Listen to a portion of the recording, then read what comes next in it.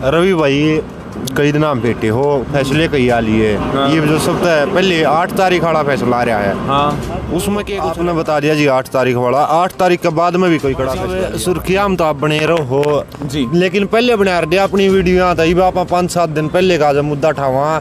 एक और इंसान है जो खुद किसान नेता बताओ है गुणी प्रकाश जी वह कहते बोला CM की रैली करवाएंगे। अरे बोला रवि आजाद नाम की एक बात और फैलाई जाने लग रही है कि आंदोलन चलेगा लंबा। अरीब जो किसान नेता आपस में चौधर की लड़ाई लड़ रहे हैं फूट सा। एक सवाल मेरा खटका था, वो सवाल है मन आप 24 तारीख ने इशार में भी पूछा था और इब मैं दोबारा वही सवाल पर उससे पाऊँ हूँ।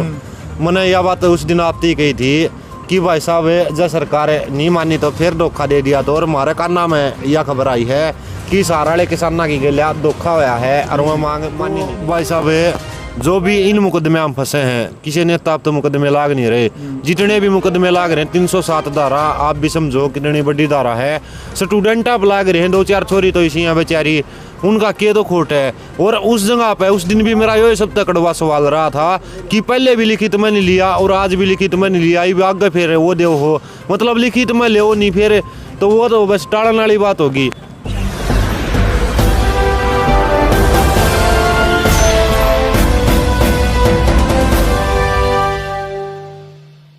राम राम जी दोस्तों, स्वागत है भाई थारा बेबाक हरियाणा बेखौफ हरियाणा पे। मैं अक्षय मलिक है। तो भाई इस टाइम सिरसा था यहाँ और मैं टोल पर बैठे हाँ मारी गया एक बहुत क्रांतिकारी नेता भाई रवि आजाद बैठे हैं। तो इन तक कई बातचीत हैं जो बुझनी है कई दिन हम फेंटे हैं। तो सबसे पहले तो राम राम रवि भाई जी। राम राम और आपके भाई सभी दर्शकों को भी राम राम। रवि भाई कई दिन हम बैठे हो फैसले कई आ लिए। ये जो सब पहले 8 तारीख वाला फैसला आ रहा है। हाँ, उसमें क्या कुछ रहेगा? 8 तारीख को क्या है, देखो महंगाई एक बहुत बड़ी समस्या बन चुका है और महंगाई एक बड़ा मुद्दा है और महंगाई के कारण आम आदमी की कमर टूट चुकी है। तो संयुक्त किसान मोर्चा ने फैसला लिया 8 जुलाई का, क्योंकि अब आंदोलन का नेतृत्व किसान कर रहे लेकिन अब आंदोलन ये जन आंदोलन बन चुका है। इसमें सारे वर्गों की भागीदारी है और अब इस आंदोलन की तरफ दुनिया भी देख रही। तो हिंदुस्तान की भी नज़र इस आंदोलन के ऊपर है, क्योंकि इसी आंदोलन से अब हिंदुस्तान की तस्वीर और तकदीर तय होने वाली है। इसलिए फैसला हुआ। आपको ध्यान होगा मोदी जी जब प्रधानमंत्री नहीं थे तब वो एक बात कहा करते थे कि भाई जब भी डीजल और पेट्रोल की कीमतों की बात आती थी तो मोदी जी बोला करते थे कि सरकार बोलती थी कि भाई हम क्या करें, तेल कंपनियां बढ़ा रही हैं, तेल कंपनियों ने रेट तय करने हैं, हमारा उसमें कोई हस्तक्षेप नहीं है। और जब मोदी जी कहा करते थे भाइयों और बहनों क्या तेल की कंपनियां सरकार से ज़्यादा पावरफुल होती हैं, मेरी सरकार आने दीजिए, डीजल आपको 35 रुपये लीटर मिलेगा, पेट्रोल आपको 45 रुपये लीटर मिलेगा, गैस सिलेंडर के दाम घटेंगे। लेकिन जब मोदी जी ने सत्ता संभाली थी तब 55 रुपये लीटर डीजल था। आज डीजल शतक मार चुका और आज वही सरकार ये बात कह रही है कि कंपनियां तय करती हैं, हम क्या करें। और दूसरी बात देखने वाली ये है महंगाई की, हम बात कर रहे पेट्रोल डीजल और रसोई गैस की, कि जिस समय मोदी जी से पहले वाली जो सरकार थी कांग्रेस की, तो उस समय कच्चे तेल की कीमत अंतर्राष्ट्रीय बाजार में 125 रुपये प्रति बैरल थी और डीजल की कीमत 55 रुपये थी। और आज कच्चे तेल की कीमतें अंतर्राष्ट्रीय बाजार में 75 रुपये बैरल हैं और डीजल का रेट 100 रुपये। यानी कि झूठ बोलना, झूठ बोलने में बीजेपी वालों का और मोदी जी का कोई मुकाबला नहीं है। इसलिए आप देख रहे डीजल का हाल, पेट्रोल का हाल, रसोई गैस का हाल, आम आदमी को घर चलाना मुश्किल हो रहा, माताओं बहनों को रसोई चलानी मुश्किल हो रही। तो संयुक्त किसान मोर्चा ने ये फैसला लिया कि भाई 8 तारीख को सुबह 10 बजे से लेकर के दोपहर 12 बजे तक पूरे देश से ये अपील करी है, चाहे वो ट्रांसपोर्टर और जो भी अपने व्हीकल चलाते हैं, मोटरसाइकिल, ट्रैक्टर, गाड़ियां, जो भी साधन है, उनको अपने नज़दीकी स्टेट हाईवे पर, नेशनल हाईवे पर उनको किनारे खड़ा करें 2 घंटे के लिए और शांति प्रिय प्रदर्शन करें, सड़कों को जाम नहीं करना। और हमने माताओं बहनों से ये अपील करी है कि वो 2 घंटे के लिए खाली गैस सिलेंडर लेकर के और महंगाई के विरुद्ध जो नजदीकी हाईवे या स्टेट हाईवे लगता है वहां आकर के प्रदर्शन करें। ये 8 तारीख का कार्यक्रम तय हुआ है। जी भाई साहब, सरकार वाले चाहे कह लो बाबा रामदेव जी जो पहले नुका कर दे इवन कहने लग रहे हैं कि ये जो कीमत बढ़ी है देश हित में बढ़ी है। नहीं, अब इसमें कौन सा देश हित है, कौन सा देश हित है? आज गरीब आदमी इलाज नहीं करवा पाता बीमार होने पे, बच्चों की शिक्षा का खर्चा पूरा नहीं हो रहा है। आप देखिए किसान की लागत कितनी बढ़ चुकी है। कौन सा वर्ग ऐसा है जो आदमी मजदूरी करता है और मोटरसाइकिल के ऊपर बेचारा अपना काम निकालता है आने जाने में, क्या वो 100-100 रुपए का डीजल डलवा सकता? आप भी मोटरसाइकिल पे चलते हो, जी दुख नहीं पावा? आप बता दो। महारा तो गणा पावे जी। हाँ, तो आपका जब पारा तो फिर इस देश की जो आबादी है, जो गरीब है, जो मजदूरी करती है, जो अपना बेचारे रोजी रोटी 2 वक्त की अपना काम करके कमा रहे, वो फिर कैसे करेंगे? क्या यही देश हित है? क्या अडानी अंबानी को सब चीजें सौंपना देश हित है? क्या कंपनियां सरकार चलाएं यही देश हित है? अगर यही देश हित की परिभाषा है तो फिर हम इनके बारे में और ज्यादा क्या कह सकते हैं? जी तो आपने बता दिया जी 8 तारीख वाला। 8 तारीख के बाद में भी कोई कड़ा फैसला लिया गया? देखिए, अभी क्योंकि आंदोलन को 26 तारीख को 26 जुलाई को आंदोलन के 8 महीने पूरे हो रहे हैं और 17 जुलाई को एक फैसला संयुक्त किसान मोर्चा ने और लिया है। जितने भी विपक्ष के एमपी हैं, चाहे वो लोकसभा के हों चाहे राज्यसभा के हों, उन सबको संयुक्त किसान मोर्चा एक चेतावनी पत्र सौंपेगा।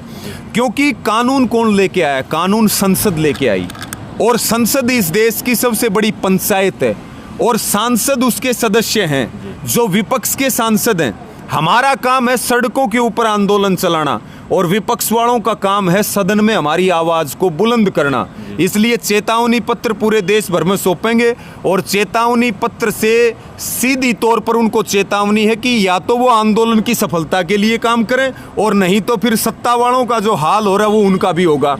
ये चेतावनी पत्र पूरे हिंदुस्तान भर में सौंपे जाएंगे प्रदर्शन करके। और फिर संसद का सत्र आ रहा है। ये चेतावनी इसलिए है कि 19 तारीख से संसद का सत्र है। 19 तारीख को शुरुआत होगी, 20 और 21 तारीख की छुट्टियां हैं और 22 तारीख को फिर एक बार संसद से सवाल करना और संसद को ये बताना कि ये काले कानून वापस लिए जाएं, एमएसपी का कानून दिया जाए और जो 7 महीनों से ज़्यादा किसान मजदूर यहाँ बैठा उनकी बात को सुना जाए। क्योंकि जो सांसद बैठे हैं वो हमारे वोट लेकर के बने, कोई ऊपर से नहीं आए। इसलिए फैसला हुआ कि 22 जुलाई को पहला जत्था, हर संगठन से 5 लोग, पहला जत्था सिंगू बॉर्डर से संसद पर प्रदर्शन करने के लिए जाएगा, धरना देने के लिए जाएगा। और जब तक संसद चलेगा, क्योंकि बार बार सबकी ये थी कि भाई मानसून सत्र शुरू हो रहा, तो संसद से जरूर सवाल हों, संसद से जरूर डायरेक्ट बातचीत की जाए, सीधी बातचीत की जाए। तो ये फैसला लिया गया और जब तक सेशन चलेगा तब तक अलग अलग बॉर्डरों से अलग अलग जत्थे प्रतिदिन जब जब सेशन चलेगा जाते रहेंगे। और बाकी हमारे जो बॉर्डरों पे धरने हैं वो लगातार जब तक हमारी 3 काले कानून वापस नहीं हो जाते तब तक वो लगातार जारी रहेंगे। भाई साहब, सुर्खियां में तो आप बने रहो जी, लेकिन पहले बना रहे अपनी वीडियो आता ही आप 5-7 दिन पहले का जब मुद्दा उठावा। एक और इंसान है जो खुद किसान नेता बताओ है, गुणी प्रकाश जी। वह कहते बोला सीएम की रैली करवाएंगे, अरे बोला रवि आजाद नाम की जाना।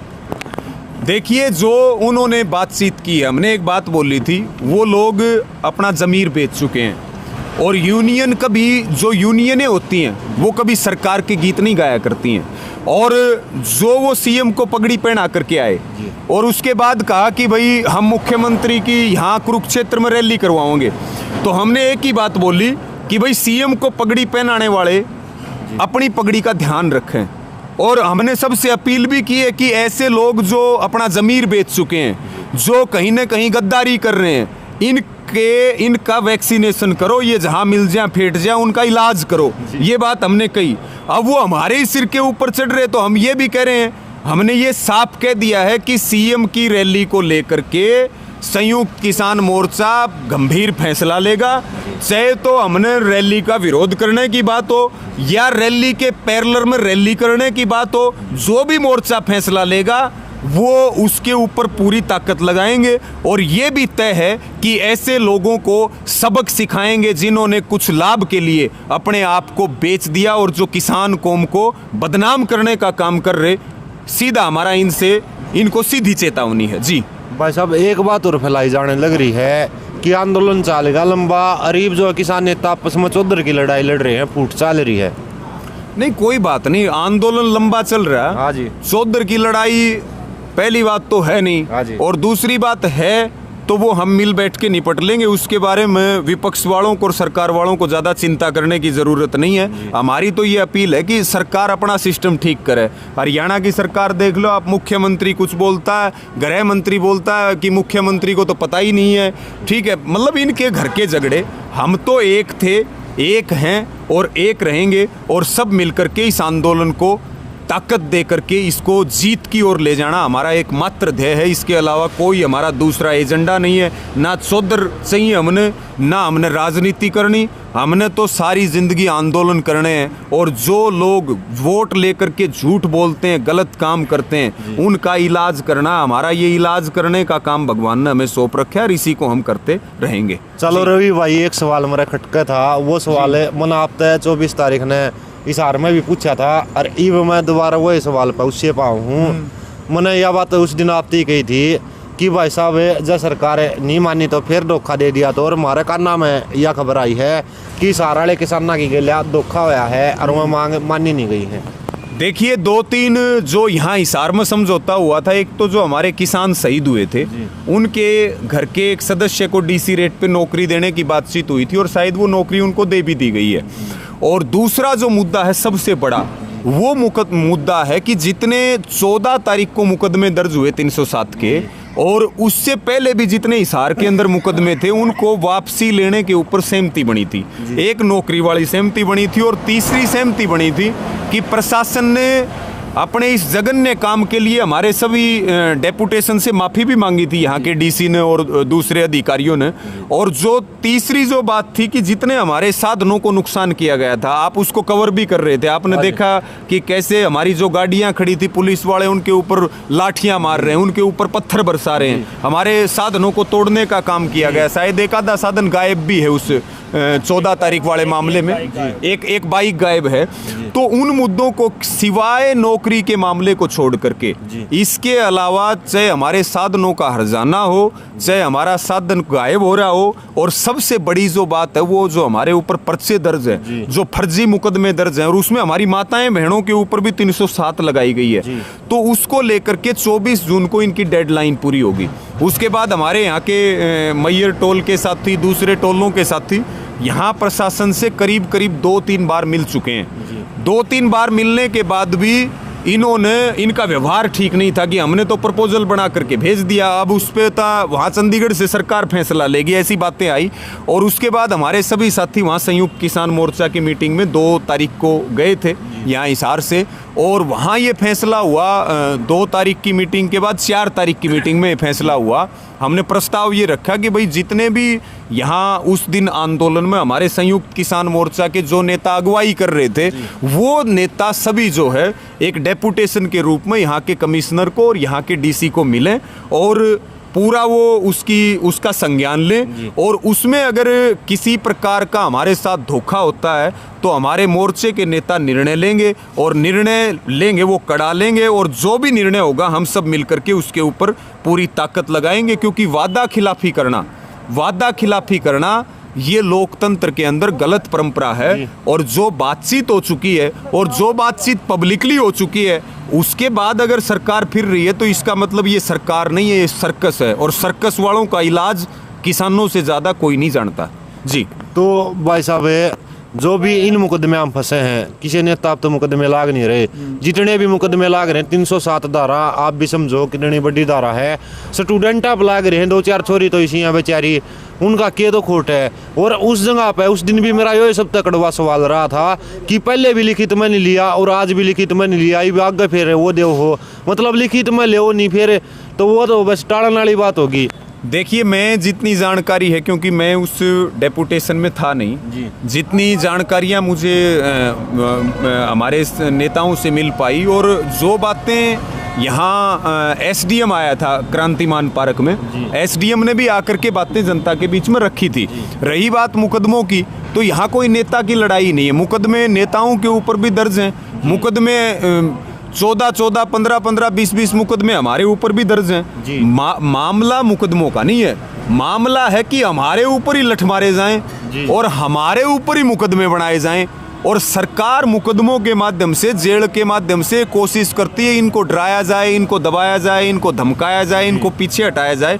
इस मामले में भी कड़ा फैसला होगा, और मुकदमों से हम डरने वाले नहीं हैं। और ये लड़ाई हम कोई नेतागिरी के चक्कर में नहीं लड़ रहे, ये हम एक भाईचारे के तौर पे, क्योंकि ये लड़ाई संविधान की लड़ाई है। ये लड़ाई आपको वोट डालने का अधिकार मिलता रहे, ये इस बात की लड़ाई है। आपकी रोटी के ऊपर कोई व्यापार ना कर सके, इस बात की लड़ाई है। आपकी ज़मीन जो आपकी माँ के समान है, उसके ऊपर कोई कब्जे ना कर सके, ये उसकी लड़ाई है। इस देश में कंपनी राज स्थापित ना हो, ये इसके खिलाफ लड़ाई है। इसके साथ में सीधे तौर पर अगर हम देखें तो ये आने वाली पीढ़ियों के भविष्य को सुरक्षित लड़ने की लड़ाई है। ये लड़ाई रोजगार को बचाने की है। ये लड़ाई देश बिक्री से बचे, देश की संस्थाओं को सुरक्षित रखा जा सके, उनको लेकर के लड़ाई है। तो ना जेलों से डरने वाले, ना मुकदमों से डरने वाले, ना लाठी डंडों से डरने वाले, हम सब इकट्ठे होकर के जो हमारे परिवार में जिम्मेवारियां लगेंगी वो सब निभाओगे। कोई नेतागिरी का तो कोई मामला यहाँ बनता नहीं है जी। क्योंकि अभी तो आंदोलन चला हुआ भाई साहब है, आपने पता है मुकदमे तो लगे, अगर आंदोलन करने लग रहे हैं तो मुकदमे तो लगेंगे, सीधी सी बात है। लेकिन 307 जिसी धारा है उस पर हैरानी आवा है, हमने भी ये चर्च आवा है। वहाँ छोरी मैंने देखा, उनका घर का बैकग्राउंड जाकर सारी चीज़ देखी, मगर ये मुसीबत नहीं मार सकती भाई साहब उन पर 307 की। ऐसा है, ये सरकारें ये काम करती हैं, चाहे वो अंग्रेजों का शासन रहा हो, चाहे वो आज काले अंग्रेजों का शासन हो। ये मुकदमे हमारे लिए गहने हैं भाई साहब, ये हमारे लिए गहने हैं। ये हमारी कमजोरी नहीं, हमारी ताकत है। और सरकार क्या कर सकती है? सरकार इसी तरह आंदोलनों को दबाने की कोशिश करती है।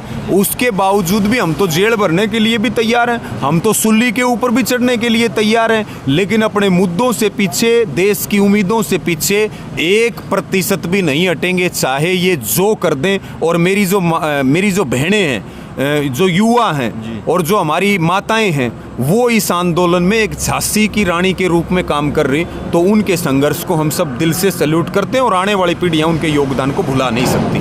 तो रवि भाई, अगर आप ताज़ा हालात की बात करें तो यूपी में जो है पंचायत अध्यक्ष के चुनाव हुए हैं, तो उसमें जो रिजल्ट आए हैं वह चौंकाने वाले हैं, क्योंकि विधानसभा सिर पे हैं। उसके बारे में क्या कमेंट? देखिए, उत्तर प्रदेश की जो अगर हम बात करें तो वहाँ पे जितने जिला पंचायत के इलेक्शन, वहाँ सिंबल पे चुनाव हुआ था बीजेपी की, और सिंबल पे जो चुनाव हुआ था उसमें मथुरा के अंदर, एक एग्जाम्पल ले लें हम, मथुरा के अंदर 40 सीटों में से इनके केवल 8 कैंडिडेट जीते, लेकिन उसके बावजूद भी पंचायत अध्यक्ष जो वो बीजेपी का बना। वहाँ स्थिति क्या हुई? वहाँ स्थिति ये हुई कि कोई निर्दलीय जीत गया, निर्दलीय जीत गया, तो उसके घर के आगे ये जो आप जेसीबी ले जा करके खड़ी कर दी कि भाई ये तो आपका गलत बना हुआ है मकान गांव में, या फिर ये तो पंचायती जमीन पे बना हुआ है, और या तो वोट दे दे नहीं तो मकान तुड़वा ले। तो फिर घर वाले क्या कहेंगे? भाई मकान अपना कौन तुड़वाओगा? इस तरह से वहाँ खेतों में ये पॉपलैंड ये ले जा करके खड़ी कर दी। बोले भाई ये जगह बिल्कुल परफेक्ट है, ये ढलान के ऊपर है और यहीं पे जो है तालाब बनेगा गांव के लिए, या तो वोट दे दो और या फिर जो है ना अपना तालाब बनवा लो यहाँ गांव के लिए अपने खेत की ज़मीन में। इस तरह के काम वहाँ उत्तर प्रदेश के अंदर किए गए, और हमारी बहुत सारे साथियों के साथ सीधी बात हुई है जो वहाँ पंचायत के सदस्य बने हैं। जब ये बनाया गया, आप रिजल्ट देखो उठा करके कि कितने सिंबल पे जीते, कितने लोगों को इन्होंने सत्ता का दुरुपयोग करके अपनी तरफ ये लेकर के आए। और तीसरी और अंतिम बात, जब भी उत्तर प्रदेश के अंदर विधानसभा चुनाव से पहले जिस पार्टी के सबसे ज्यादा पंचायतों के अध्यक्ष बनते हैं, वो पार्टी हमेशा उत्तर प्रदेश के अंदर विधानसभा के चुनाव में हारती है। और मेरी बात आज भी नोट कर लेना, जिस दिन विधानसभा के चुनाव हो, भाजपा 50 का आंकड़ा भी उत्तर प्रदेश के अंदर पार नहीं कर पाएगी। भाजपा वहां सत्ता से जारी है, और जब ये भय है कि भाई गीदड़ की जब मौत आती है तो वो गांव की तरफ भागता है। तो वो हाल वहाँ की योगी सरकार का है और इसलिए ये सीधे तौर पर लोकतंत्र की हत्या करके इन्होंने वहाँ पर पंचायत अध्यक्ष बनाए। तो भाई साहब इलेक्शन लो लाग रहे हैं, आंदोलन ने 7 महीने हो लिए हैं, तो अपना आखिरी सवाल है, क्योंकि युवा में जोश आ जाए रणा लांबा बैठ जाओ, गर्मी में भी बैठे हैं, ये पहले जाडे में बैठे थे, बारिश का मौसम आने लग रहा, तूफान कितने झेल लिए, तो युवा में जो है जोश आने लग रहा है, ऊपर तो जो है सरकार साजिश रचने लग रही है। नहीं आखिर में युवा आती के संदेश देना चाहोगे? देखिए, मेरी तो सभी युवाओं से ये अपील है कि आज युवाओं ने अपनी ताकत को दिखाया है, ये दिखाया है कि आज भी हम भगत सिंह के रास्ते पर चल सकते हैं, आज भी हम नेताजी के रास्तों पर चल सकते हैं, आज भी हम चंद्रशेखर आज़ाद के रास्तों पर चल सकते हैं। यानी कि युवा शक्ति किसी राष्ट्र की सबसे बड़ी ताकत होती है और हिंदुस्तान के युवाओं ने इस आंदोलन में दिखा दिया कि आज भी हम वही हैं जो किसी समय में शहीद आजम भगत सिंह हुआ करते थे। तो मेरी सबको यही अपील है कि आज बदलता हुआ समय है, आज बदलता हुआ आंदोलन है, बदलता हुआ हिंदुस्तान है, इसलिए शांति बहुत बना के रखने की ज़रूरत है। क्रांति तो है ही हमारे अंदर, लेकिन शांति को बना करके रखना है। आंदोलन लंबा चलेगा, पूरी ताकत आंदोलन के ऊपर लगाएं, वो सवेरा भी आएगा जब इस आंदोलन की जीत होगी और खुशी खुशी के साथ हिंदुस्तान का लोकतंत्र बचेगा, काले कानूनों की वापसी होगी, MSP का कानून मिलेगा और एक इतिहास लिखा जाएगा इस आंदोलन का। तो आप सब पूरी ताकत लगाएं और सबके नाम उस इतिहास में सुनहरे अक्षरों में लिखे जाएंगे जो आने वाली पीढ़ियों को भी प्रेरणा देते रहेंगे। इसलिए हमें कोई भी ऐसा कदम नहीं उठाना जिससे आंदोलन को नुकसान हो, हमें हर वो कदम उठाना है जो संयुक्त किसान मोर्चा कहे और उसी के ऊपर अपनी ताकत लगानी है। और जो संयुक्त किसान मोर्चा कह दे उसको लकीर मान लेना कि भाई यही हमारे लिए जीवन रेखा है, क्योंकि मोर्चे को हमने एक बहुत बड़ी उपाधि पूरे हिंदुस्तान ने मोर्चे को दी। तो मोर्चे की बात के ऊपर चले, निश्चित तौर पर किसी को घबराने की जरूरत नहीं, ना मुख्यमंत्री की धमकी ओटने की जरूरत, ना उप मुख्यमंत्री की, ना मंत्रियों की। पूरी ताकत से लड़ें। ये डरे हुए लोग आपको डराने की कोशिश जरूर करेंगे, लेकिन किसी कीमत पे डरना नहीं है, आगे बढ़ते जाना और इस आंदोलन को नई ऊंचाइयों की ओर लेकर के जाना है। चलो जी, धन्यवाद भाई साहब। तुम रवि आजाद भाई घने दिना पाछे बैठे थे और हमारे मन में भी घने सवाल हो रहे थे भाई, आज तो सारे का जो है निचोड़ काट लिया और सारी चीज़ा का भाई निचोड़ बता दिया, हाँ गाड़े फैसले भी बता दिए, धरती कितने के बड्डे होने वाले हैं। और भाई जो पेट्रोल है, डीजल है और LPG है, उसकी मार तो किसान आपके भाई सब पर पड़ रही है। ठीक है, तो ये भी टाइम है इनके खिलाफ आवाज़ उठाने का। तेल के जने रेट बदल लाग रहे हैं, अगर जय नुए बढ़े गए तो दोषे पर जान में भी वार नहीं लगती है। तो भाई रल मिलकन है और आगे बढ़ दे जाओ। इसे के लिए भाई थारते ले अलविदा, अगली वीडियो में फिर मिलाएं। जय जवान जय किसान।